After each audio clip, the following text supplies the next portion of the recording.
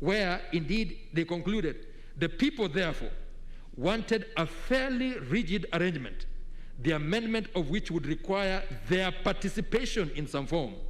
In their view, the new constitution should only be amended in the same way in which it is made. I have laid emphasis on the last part of the commentary because, to my mind, the people of Kenya were quite clear that they were not going to cede the constitution to the vicissitudes and vagaries of political expediency. Having birthed it, they were prepared to nurture it and protect it from mutilation or dismemberment. They desired to be involved in its fate and fortune, and were essentially saying that only as they made it could it be substantively altered with their full and informed participation. It is clear to see, therefore, that the people, as creators of the Constitution, were exercising a power that was without and above the Constitution. They could not have been creating it pursuant to any of its provisions for the rather commonsensical reason that it was not existing at the time, not having been constituted. The power to constitute a constitution predates the Constitution, and it is, with great respect, quite absurd to seek constituent power within the Constitution. The power is original, a priori, primordial, and is inherent in the sovereignty of the people. It is not subject to the Constitution, which is but an emanation of it. This is the constituent power with which the people themselves, acting directly, can both make and replace a constitution. I've quoted Nabweze. The Njoya decision, which Ringera actually quotes Nabweze, was never appealed against and has remained the law on this subject, followed and reaffirmed on many occasions over the last 15 years. I have gone over Ringera's judgment, Ringera J's ruminations on the subject of constituent power, its being an expression of the sovereignty of the people, its existence outside the Constitution, yet having implicit recognition in it with a cognizable juridical status. Having done so, I think I can do no better than set out at some length what he had to say, with which I fully concur and apply mutatis mutandis to the 2010 Constitution, but because of time, I will not read all of this stuff that he said. The relevance of the constituent power to a discussion of the basic structure doctrine is that it is presented as the only authority that can effect a legitimate alteration to an aspect of the Constitution that lies at its core or relates to its essential character. The argument is that amendments or alterations of that kind are not amendments properly so called, but have the effect of abrogating it or destroying the very foundations or pillars upon which it rests.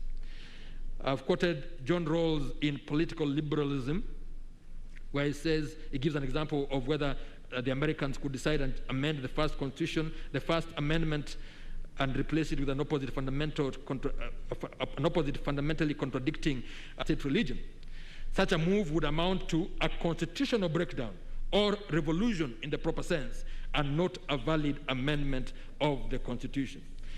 Professor Robert Albert, in an article called Constitutional Amendment and Dismemberment in the Yale University Law Journal of International Law, states that this Rawlsian view reflects the conventional understanding in the field of constitutional change. Either a constitution is amended consistently with the Constitution, or the alteration is so transformative that we cannot call it an amendment, and we must instead recognize that conceptually it creates a new constitution. Under that view, this would be the case even if the old constitution is not formally replaced with a new one. It can safely be argued that any amendment that alters the core aspects of a constitution, changing its character and ethos in a radical manner, is essentially changing its basic structure, and in all but word abrogates or dismembers the Constitution. The basic structure doctrine and the notion of constitutional dismemberment have the same effect of positing that such constitutional amendments are in fact unconstitutional. I've quoted the concurring opinion of Mr. Justice H.R. Khanna in Kesavananda. And I just want to mention that it's important to note that the Indian Constitution, just like ours, did not then and does not now contain unamendable provisions in its text, it lacks express limitations to its amendability. This is in contrast to some other jurisdictions in which the constitutions contain provisions prohibiting amendment of certain subjects, leading to the terminology, as Professor Raznai notes in his PhD thesis, the terminology of immutable, unalterable, irrevocable, perpetual, or eternal, all of which he considers, and I readily agree with him, to be inaccurate. Why? Because they imply everlasting provisions, but they are neither eternal nor unchangeable. While they serve as a mechanism for limiting the amendment power, they do not and cannot limit the primary constituent power. Moreover, their content can also change through judicial interpretation. The Brazilian terminology, which refers to these provisions as Petraeus clauses, which I understand, that's me, which I understand to mean founded on rock. Petraeus clauses, to express their rigidity, is more accurate in that respect, since even rocks cannot withstand the volcanic outburst of the primary constituent power. Therefore, in order to describe the legal situation more accurately, I refer to these provisions throughout this thesis as unamendable, as opposed to eternal or eternity clauses. The scholar notes that the technique of expressing prohibiting the amendment of certain state features, be they the form of government, separation of powers, or the like, spread like a fire in a thistle field, or, if you like, in the Gikomba clothes market, and was impelled in part to protect the Constitution by guarding against what he calls popular levity and legislative caprice. He then concluded that just as having a form of constitution virtually became a symbol of modernism following the American and French Revolution, so too nowadays having an unamendable provision is becoming a universal fashion. But importantly, he points out, which is germane to the analysis whether the learned judges were wrong in arriving at the conclusion they did, that the amendment power must be conceived as implicitly limited, even in the absence of any explicit limits. And he traces this back to the United States back at the dawn of the 19th century, refers to the works of John Calhoun in 1851, who wrote a book called Discourse on the Constitution and Government of the United States, and then also Thomas Cooley's Stories Commentaries in 1893. All these speak to the notion of intrinsic limitation to the amendment power, and it is not much different from the basic desire of Kenyans, I referred to earlier, that their constitution be altered only by the same means by which they made it. In Germany, the scholar Carl Schmitt was of the same view, that no revision of the constitution could provide for the destruction of its legitimacy. In short, the constitution does contain a core of implicitly unamendable principles which embody its identity. According to Rosnai, the argument in favor of implicit limitations on amendment powers did not remain in the realm of theory, but migrated from Germany to India in the 1960s, where, due to stormy political events, it was applied practically and most notably elaborated. I have indicated and traced the fact that that theory, doctrine, had an incremental fate in India. It was rejected in the case of Shankari Prasad versus India, and then it was again rejected in 1965 in the case of Singh versus Rajasthan.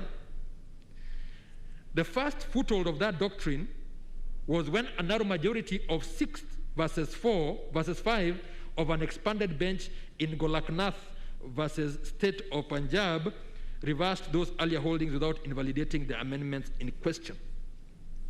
I need to mention here that that great break was contributed to by the writings of Dietrich Conrad, a German professor of Asian law, that had been placed before the court by one of the petitioner's lawyers, one M.K. Mambior, and I've indicated that this goes to show the value of research. When lawyers do good research, you get good results in the judgments. Now, the Golaknath decision, however, unleashed the wrath of a furious Prime Minister Indira Gandhi and signified the opening shot of the Great War over parliamentary versus judicial supremacy, and I've traced all that. When we came to Kesavananda, there was an extraordinary bench of 13 Supreme Court judges, and a narrow majority of 7 to 6 held that the amendment power does not include the power to alter the basic structure or framework of the Constitution so as to change its identity, and this is the kernel, the heart of the basic structure doctrine. Now, the majority faced reprisals from Gandhi, most notable being that her breaking with custom to appoint Justice Ray, the senior-most of the dissenting judges, as Chief Justice instead of the senior-most judge of the court, who happened to have been in the majority. Now, in Indira Nehru Gandhi versus Raj Naram, 5 judges unanimously confirmed the basic structure doctrine in 1975. Come down to Minerva Mills versus Union of India in 1980. Again, there was a unanimous holding that held that insofar as a certain section there removed all limitations on Parliament's amendment power, it conferred on it the power to destroy the Constitution's essential features or basic structure, and this was beyond the amendment power and thus void. Contrary submissions that were made before us, the basic structure doctrine from my reading of the cases subsequent to Kesavananda demonstrates an ascendant trajectory to the point that it is firmly settled as a doctrine in India. The split majorities of its inception gave way to consistent unanimous decisions of the Supreme Court, so that the so-called compelling case by R. Dhawan, said to be a respected advocate and leading Indian scholar, that Kesavananda ought to be set aside would seem to have no solid foundation in my respectful view. It has stood for more than 50 years, or about almost 50 years now. When I turn to other cases, in Malaysia, for example, I have quoted 2 cases from Malaysia which seem to show that the doctrine was more accepted than repudiated. I have also taken time that taken note that other Asian countries such as Bangladesh and Pakistan have embraced and fully affirmed the basic structure doctrine. I've quoted some cases there. And citing various cases from far away Central and South America, specifically Argentina, Belize, and Colombia and Peru, Rosnai comes to the conclusion that the basic structure doctrine has migrated far and wide across the globe. Some of the arguments that were made before us here were made in Belize, and the Supreme Court, in the case of British Caribbean, had this to say. They referred to the Indian basic structure and then said, though the Constitution of India is different in several respects from our Constitution, both constitutions have basic structures, features such as judiciary, rule of law, fundamental rights, and separation of powers. As I have stated before in this judgment, constitutional borrowing, cross-pollination, and interpenetration of notions is perfectly legitimate and is the proper way to develop the law while ensuring that whatever is borrowed is relevant, useful, and fitted to suit our particular circumstances. I need only add that the legal scholars have recognized and encouraged constitutional borrowing by courts for persuasive purposes, and there are all manner of articles. Can constitutional borrowing be justified? In the University of Pennsylvania Journal of Constitutional Law, and then constitutional borrowing in the Michigan Law Review. I note with a measure of bemusement that while castigating the learned judges for relying on foreign jurisprudence, the aggrieved appellants have laid before us numerous decisions of foreign courts. I was at first minded, I have mentioned some of the things that were quite off in the manner in which the submissions were made. We were told that cases said one thing when in actual fact they said something else. I'll give an example. In one of the submissions, it was said that in Uganda, the Supreme Court, in the case of Paul Semogerere and others, equally dismissed the Kesavananda doctrine. And then they quote a passage I think was quoted by one of my colleagues this morning about those who make the Constitution know what's good for them, etc., etc. And then, but now, this is what I say. Now, after reading, from a reading of that passage quoted by counsel, the impression is that all those words were by Mr. Justice Tesekoko of Uganda. But in truth, only the last paragraph contains his words. Now, having read the Semogerere judgment myself, which was usefully, if ironically, supplied by counsel in volume 8, I cannot but respectfully conclude that the case does not at all advance the appellant's particular argument or case. First of all, it turns out that the bulk of the excerpt attributed to Judge Tesekoko are not his words. They are actually words apparently found in a Kesavananda dissent, which the judge quotes not directly from the judgment, but as said to be quoted in a Singaporean case. The judge himself puts it thus at page 8 of the judgment of Kesavananda case was availed to us. I have not been able to lay my hands on the full judgment, but passages of it are quoted in the Singaporean case of Sesolung. Now, with great respect, I cannot see how it is possible for Semogerere to have dismissed Kesavananda, as we are urged, when the judges deciding it had not even engaged with the doctrine and had not even read the judgment. In fact, nowhere in Semogerere is there a whiff of rejection of the basic structure doctrine, which is the heart and essence of Kesavananda. To the contrary, Tesekoko J indicated that in his considered opinion, Kesavananda case was misunderstood and therefore misapplied to the petition that was before the Constitutional Court. And then he talks about what he thinks Kesavananda, which he didn't read, was about. Now, I need not say anything on the judge's understanding of the issue in Kesavananda, which I, unlike he, have read in full. But it should be obvious that given the infirmities I have pointed out, Semogerere, as presented before us, cannot be a basis for the contention that the basic structure doctrine was rejected in Uganda on that occasion. The same also goes for the case of Male Mabirizi and others versus the Attorney General of Uganda, where it seems to say, the judge said that the basic structure doctrine is still at a nascent stage of development. This is a 2018 decision, but from what I've said, the basic structure is not nascent, it's not new, it has actually grown quite old. Now, having undertaken so detailed an account and analysis of the Indian experience with the basic structure doctrine and its migration across the globe, I have no difficulty discounting those conclusions as untenable. I would also reject the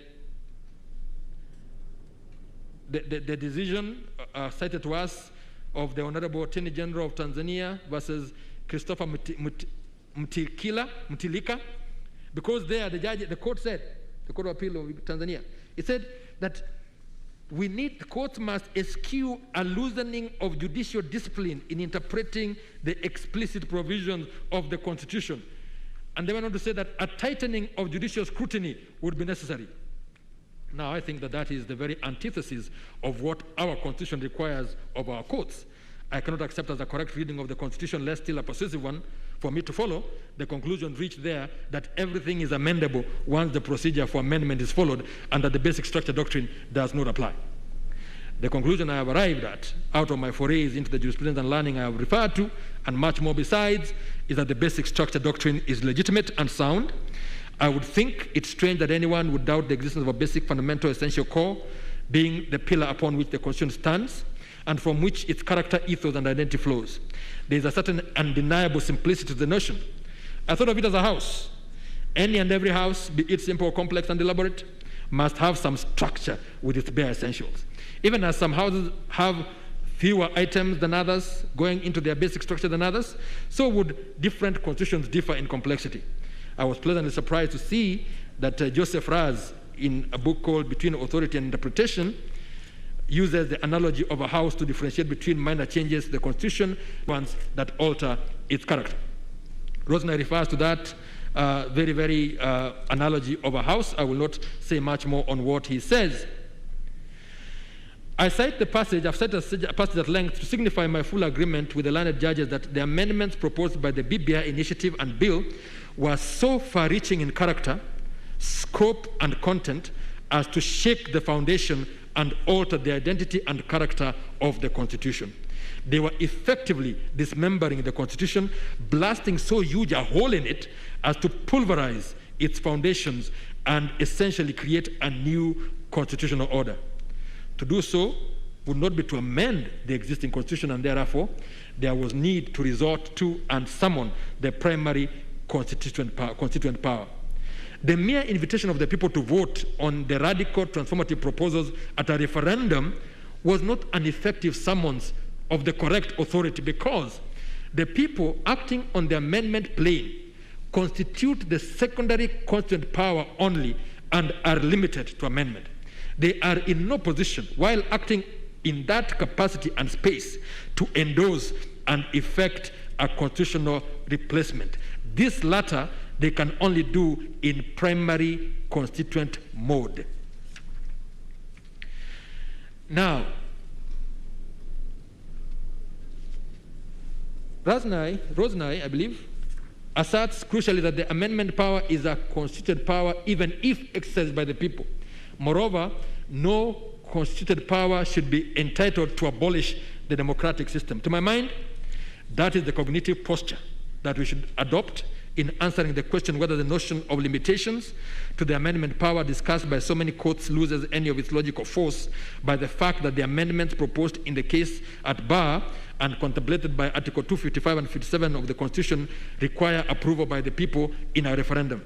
The conclusion appears to me inescapable that as long as what is contemplated is an amendment, it will ipso facto be limited. The limitation in this case stems from the fact that certain aspects of the proposed amendments unquestionably go to the essential core and fundamental fabric of the Constitution, thereby purporting to alter irredeemably its character and identity. Such radical alterations are not amendments in the real sense of the word, for there has to be a limitation to what amendments can achieve. And I would think that dismemberment is dismemberment, whether effected through surgical amputation or through rough mutilation. It matters not whether you carve Caesar as a dish fit for the gods or hew him as a carcass fit for hounds. The cats are mortal either way. I have said enough, perhaps more than enough, to show that I do not think a sufficiently compelling case has been made to warrant our interference with the conclusion that the learned judges reached with regard to the basic structure doctrine and its applicability in Kenya. I have gone back to what Lenaola J had to say in the Commission for Implementation of the Constitution, was National Assembly. I am fully in concord with the reasoning. I'm so fully in concord with the reasoning of Lenaola J that I will not add a single jot or tittle to his reasoning. Having come to the conclusion that the basic structure doctrine is applicable, the conclusion is also inescapable that the amendment power set out in Article 255 to 257 of the Constitution is limited, and that the basic structure can only be amended through the constituent power. That constituent power can only be properly summoned and exercised in accordance with the four-sequence process of civic education, public participation and collection of views, constituent assembly debate, preceding a referendum. And this accords with the holding in Joya. I would hold without hesitation that a referendum cannot be effective as contemplated by the constituent power unless the initial three steps have been involved and engaged in real and substantive, as opposed to a ritualist and minimalist manner akin to a mere token ticking of boxes. Ringera J said, all in all, the limitation of Parliament's power was a very wise ordination by the framers of the Constitution, which is worthy of eternal preservation. I think, with respect, that the amendments to the Constitution contemplated and proposed by the BBI Amendment Bill have the potential to alter by one fell swoop the fundamental pillars that define and undergird our Constitution. They are truly no less than a ballistic attack on our Constitution's foundations, including separation of powers, independence of the judiciary, and Chapter 15 commissions and independent offices, not to mention supremacy of the Constitution, sovereignty of the people, and the national values and principles of governance. I accept that this is not exhaustive and should be dealt with on a case-by-case basis. Ringera J indicated that we have been down this road before, but without judicial challenge. I surmise that a cowed populace probably did not have the courage to seek redress. Nor was the judiciary back then particularly famous for the defense of the Constitution. For the superior courts of this country at this time, there is no luxury of indifference or neutrality. Where in former times no challenge to the manifest alteration of the Constitution's basic structure was made, thus sparing the courts the burden of decision, we are today summoned to the valley of decision. Civic-minded constitution-defending citizens have raised alarm at the threatened dismemberment of the 2010 Constitution. The High Court has, with crystal clarity of reasoning and felicity of dictum, raised a barricade against such a scheme, and it is upon this court to either raise the bulwarks of defense even higher and place around the Constitution a wall high and impregnable against such machinations, or, as we are urged by the appellants, we disable the brakes, uproot the ramparts, and usher in an open season for the systematic and unbridled dismemberment of the Constitution. To me, there's only one path that commends itself consistently with conscience and fealty to the constitutional command. I must defend it and keep its fortifications firm and effective. I must stand up for the Constitution, heeding the words of the hymn, where duty calls or danger, be never wanting there. I have referred to the aspect of illiberal democracy and its growth, and I've talked about Professor Rosalind Dixon and David Landard. The point they point out that the constitutional amendments or basic structure doctrine, though at times attacked as being anti-majoritarian and making courts too powerful, is in fact a useful tool to help preserve so-called fragile democracies against the democratic erosion that is inherent in abusive constitutionalism. Beyond textually stated eternity clauses, they point out that many scholars and courts have argued that the doctrine can be defended. Now, however, given I am persuaded that the referendum requirement is at best an exercise of the people's secondary constituent power, or, as argued by some, an aspect of the constitutive power contemplated by the Constitution itself as part of its amendment procedure, I am better persuaded by the unconstitutional constitutional amendment stroke basic structure doctrine. I am justified by this view, by my appreciation that even referendum procedure can be made of no effect by a deficit of prior civic education and public participation. Indeed, someone has said that for populists, a referendum isn't meant to start an open-ended process of deliberation among actual citizens to generate a range of well-considered popular judgment. Rather, the referendum serves to verify what the populist leader has already discerned to be the genuine popular interest as a matter of identity. An effective bulwark against abusive constitutionalism, therefore, seems to me to be on the authorities, one that entails more as opposed to less people involvement. I think, therefore, that there is nothing anti-majoritarian or doctrinally abhorrent about the four-step process the learned judges held to be indispensable for effectuation of amendments of the kind proposed by BBI.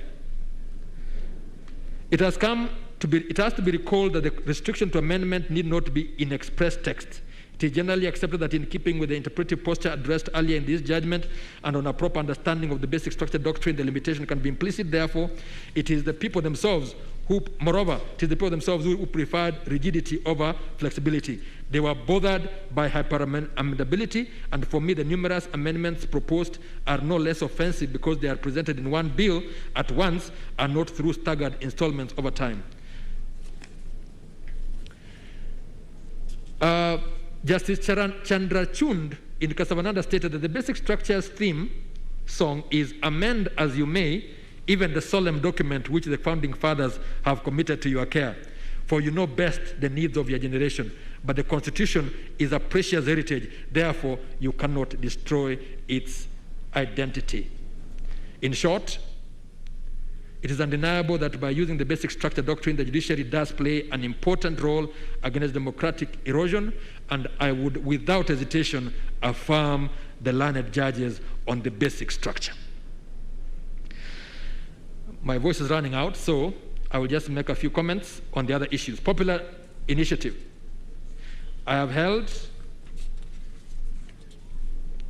that in the amendment scheme of the Constitution, it is clear beyond peradventure that as far as the characterization of the amendments to the Constitution go, there is a binary reality with two distinct, dichotomous, and disjunctive initiatives, the parliamentary one or the popular one, each providing a distinctive methodology or procedure. And what appears clear from the Kenyan experience is that the popular initiative was introduced as a response to citizens' frustrations with Parliament, to whom the law-making power is delegated. It was not always acting in a citizen-centric manner, and often acted in a manner quite inimical to the interests of the public. The popular initiative is therefore a mechanism for the people to exercise direct authority in the amendment of the Constitution. It is a power reserved to them as the sovereign to do that which Parliament may have defaulted in doing.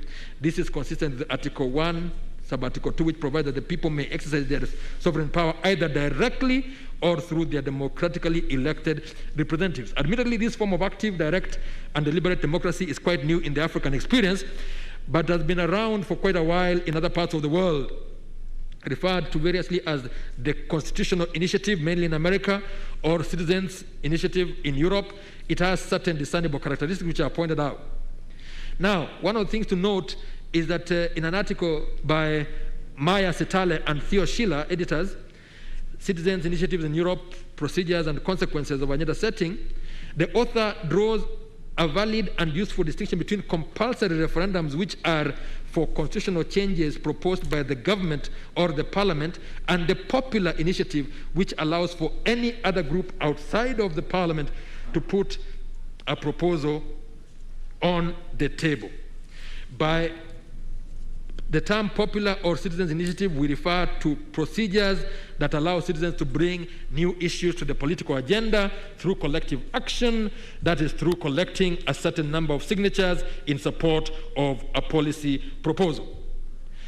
The role of these citizens' organizations, social movements, civil society organizations, etc., they are the ones who lead the citizens. The role of these organizations outside of formal representation through Parliament is the answer to the political marginalization of the citizens, famously expressed by Jean-Jacques Rousseau in the social contract this way, and which might have universal application. He said, the English people, and you could put any other people there, the English people think that they are free, but in this belief they are profoundly wrong. They are free only when electing members of Parliament. Once the election has been completed, they revert to a condition of slavery. They are nothing. End of quote. It includes in the perspective other optional plebiscites which are identified as presidential, governmental, or parliamentary initiatives. And these are contradistinguished from the direct democratic perspective that trusts in the people to initiate the direct decision-making process. In this range, we have the popular initiative, the popular referendum initiative. From my reading of the literature on these subjects, I am fully fortified in my view, which coincides with that of the learned judges, that a popular initiative is a citizen-conceived, citizen-initiated, and citizen-driven process. And these are the ordinary mwananchi. If the initiative is born of presidential fiat, no matter how well-intentioned, it ceases to be a popular initiative and must be recognized and named a state or presidential initiative.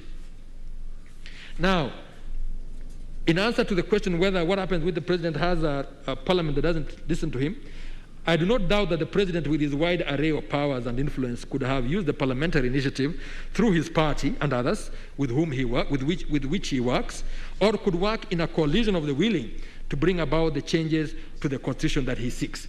The president's role in the conception and initiation of the Building Bridges initiative is writ large, and with it, the panoply of power and prestige of his office. First was the handshake, then the BBI Gazette, which was appointed by task force was appointed by Gazette, which is an official government publication. The task force prepared a report which it presented to the president as president and commander-in-chief. Moreover, the president again appointed the steering committee on the implementation of the ABA report by way of a special issue of the Kenya Gazette. Their report was presented to the president at a state lodge. that everything about the process bore the imprimatur of state involvement.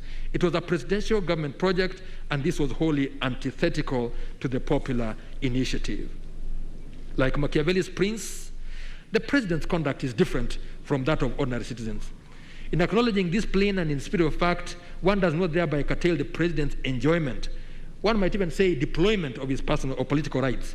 All it means is that the space upon which he elected to exercise his rights is reserved for ordinary citizens, the common populace of the Republic of Kenya, and it is not open to the president. It is out of bounds to him.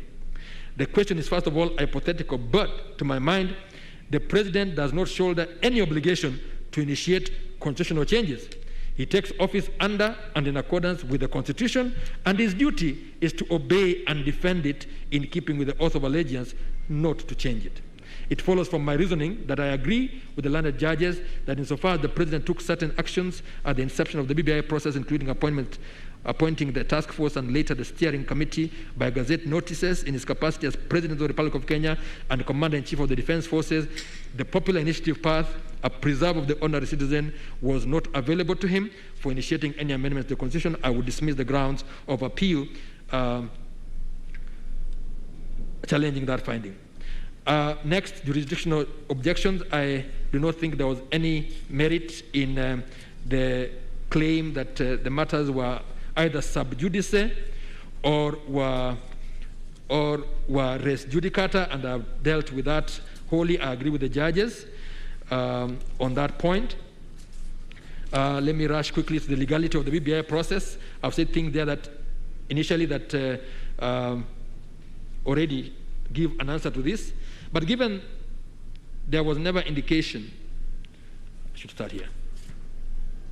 A number of critical facts stand out in crystal clarity from that gazette notice which appointed the steering committee, regarding the steering committee which, taken singly, together or wholly, go to declare that it was a presidential creation and a government project tasked with inter alia proposing constitutional changes for the implementation of the report of that very team in its previous emanation as the BBI Advisory Committee, and the facts are there, I've stated them.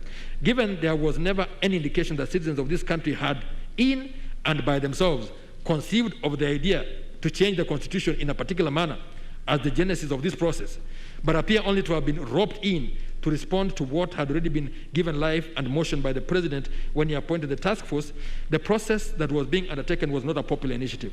And it matters not that it may eventually have gained the liking or admiration of many people. That sense of popular is not what is meant by the Constitution, which uses popular in the sense of pertaining to the general public or ordinary citizens. The BBI Steering Committee, by inception, composition, and operationalization, was a government presidential project. The members were not ordinary citizens who came together coalescing around an idea that the Constitution needed to be changed in particular respects. Instead, these were prominent personalities joined together by presidential fiat. They had no mind or idea of their own to initiate, but were instead tasked to identify constitutional, among other changes. It was not open to them to purport to craft constitutional changes and even come up with the BBI Constitutional Amendment Bill purportedly as a people's initiative. They were, without a doubt, a government project, and it was impermissible and untenable for them to seek to camouflage their process as a popular initiative, which it was not. They were essentially seeking to hijack the People's Initiative route under Article 257 of the Constitution, and this was clearly intolerable and indefensible. It was also contrary to the letter and intent of the Constitution. That, I think, provides the answer to what I had to say about that aspect. Yes. I think I am dealing with... yes, public participation is the next point. And under public participation, I've indicated the Constitution itself, a product of super participation on the part of the people of Kenya, recognizes participation of the people as one of the national values and principles of governance.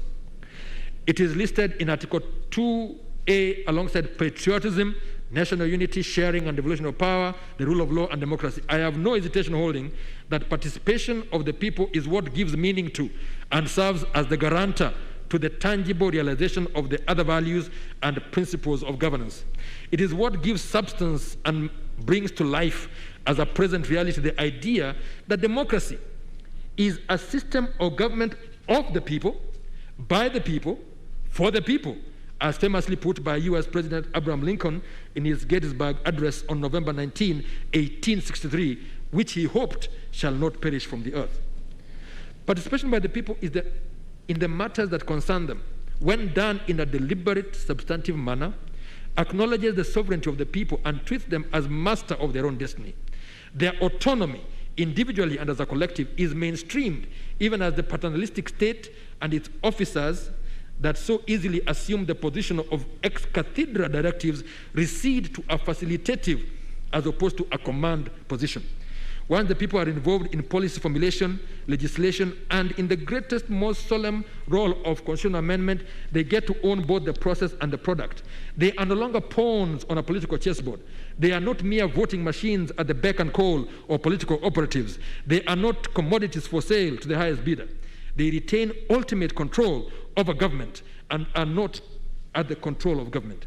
The Constitution says so, and it is the duty of those who enforce or interpret the Constitution to give real meaning to the principle in its widest and fullest manifestation.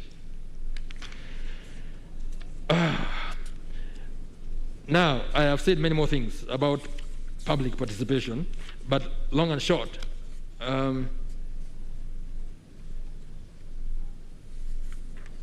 yes, there's an aspect. I agree with the judges generally when they talk about public participation, but whereas the above reasoning is perfectly in line with the public participation, with what it would require in a matter of such moment as constitutional amendment, I must express my unease, brought out quite poignantly by Mr. Karori in his address to us, that it would be to place an onerous and well-nigh impossible burden on promoters of a constitutional amendment by popular initiative to expect them to go the whole hog, captured in the above excerpt, including translating it into all the languages, having it in Braille, etc., and sending it all over the country. That to ask them to do that before they collect the signatures might be a bit too onerous. It seems to me, with respect, that the requirement stated by the judges must be present before or at the time of the voters finally make their decision on the proposed amendment at the referendum, failing which the mandatory requirements for public participation will not have been met, with fatal consequences to the proposed amendment. I am of the view, however, that the elements of public participation stated must perforce be understood to form a spectrum or a continuum which is incremental in character.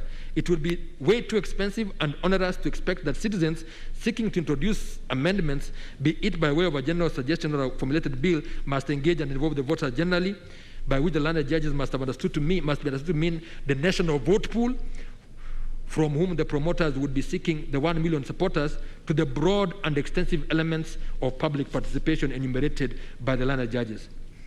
I think that the duty they bear at that point of signature collection is one of sensitization with candor and disclosure, as opposed to one of full broadcast by all means in all languages to all voters of the full particulars of the exact amendments by way of the amendment. It is enough that a voter should know what is sought to be introduced by amendment in sufficient detail to be able to make a decision whether it is an initiative he would support by appending his signature at that stage or not. To that extent only would I respectfully fault and reverse the learned judges while leaving intact their reasoning and holding on public participation with regard to the totality of the process up to the referendum.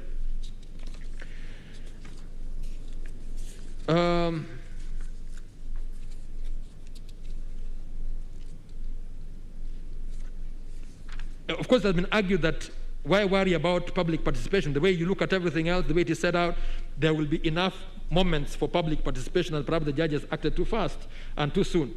And I think, with respect, that whereas on paper the argument does sound attractive, the reality on the ground, as became apparent during the hearing of the appeal, is that there was a measure of cynical disregard for the very opportunities and timelines intended to facilitate public participation. Even for the signature collection, for instance, it turns out that the IBC apparently published the list of the persons listed as supporters of the initiative to facilitate confirmation by the people that the list was accurate, thereby seeming to involve them. This was in reality a mere show, devoid of substance, however, for the reason that the list was published by the IBC on the IBC website only, and then the public were informed of the fact on Thursday, 21st January, and were required to have notified IBC of any complaint by the following Monday, with a weekend in between. it means that the people of Kenya were given but 2 days to access information available only on a single platform. Under those circumstances, it sounds rather strange for IBC to point at the apparent absence of complaint as demonstrative of accuracy or satisfaction. It could well have been due to absence or at the very least insufficiency of access. Another glaring and troubling example that was cited in argument before us was the lightning speed at which the amendment bill was rushed and passed through county assemblies. The Constitution deliberately indicates that they are to consider the bill within 90 days. And it is argued that properly so, that the period is intended to facilitate public participation, which I take to take the form, at the minimum, of publication of the bill within the county, followed by consultation, receipt of memoranda, debate in public forums organized for the purpose, and on other platforms so as to involve the people and obtain their instructions, thereby establishing whether or not to support or approve the bill. What was witnessed in most counties, however, was a farcical disregard for the people and the Constitution.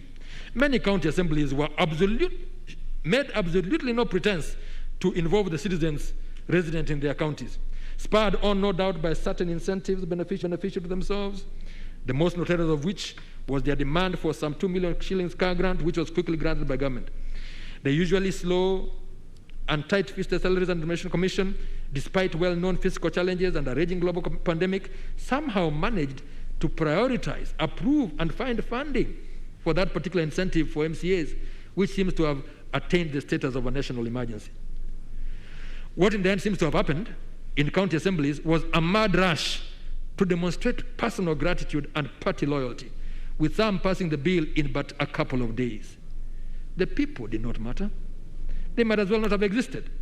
And no superior court in this country, properly directing itself on public participation, would in conscience accept as permissible such violation and negation of the constitutional scheme and command to put the people first and center in public affairs, of which amendments to the Constitution is definitely the most solemn. I would affirm as correct the holding of the learned judges that county assemblies are under duty to approve or reject a constitutional amendment bill in a popular initiative whole without amendment, so as to maintain and preserve its content and character inviolate as a popular initiative. It is also the more reason why they are under a clear duty to be scrupulously and faithfully discharged, to involve the people so as to discern which way they should vote on the amendment bill. On presidential immunity, all I will say, first of all, is that there was an issue that His Excellency the President, Uhuru Muigai Kenyatta himself, it would have been neater if the President himself joined the proceedings and raised objection to his having been sued in his personal capacity. But he was not.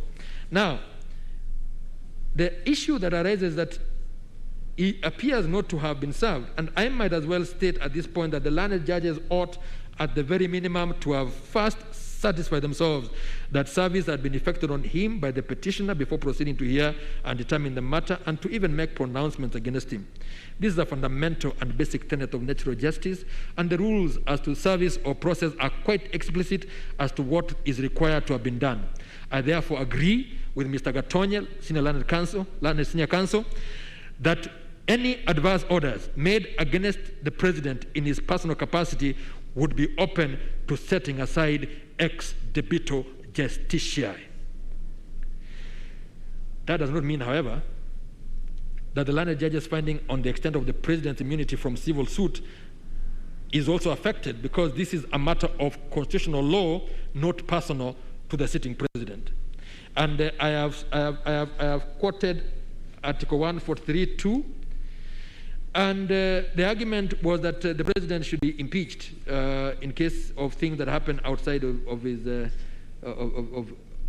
fact, the argument was that he enjoys absolute immunity. Now, as an impeachment can be challenged in courts, it was counsel's view that it was putting the cart before the horse for the courts to entertain suits against the President in his personal capacity before he gets impeached. When seeking clarity, I asked counsel the hypothetical question of what my neighbor out in the village of Karaos, Kesogon, Trans Nzoia County would do were I the president and my dog beat his child, it was Council's confounding answer that the only recourse open to my neighbor was to seek my impeachment. He cannot be right, not least because there is nothing presidential about such a canine indiscretion that would only invite tortious liability. Council drew the attention of the court to Article 165 of the Constitution that gives judges immunity, and in particular the case of Bellevue Development Company and Francis Gikonya and 7 others. I am familiar with it. I wrote a judgment in it. But the position I take, is that the protection that is given to the president has to be purely functional, related to his office, and does not extend to any matters that are done outside or in violation of the Constitution. In fact, from my analysis, it is possible to state the law on presidential immunity to be this: the president is immune from criminal prosecution and from civil suit for any act or omission in exercise of his powers under the Constitution in Kenyan courts during his tenure of office. But he may be sued for acts or omissions outside his constitutional duties and prosecuted for international crimes where the treaty establishing them does not recognize the defense of immunity. The statutory limitation period shall be extended to take account of any action or suit that could not be brought on account of the difference between this and the immunity that the president had under the old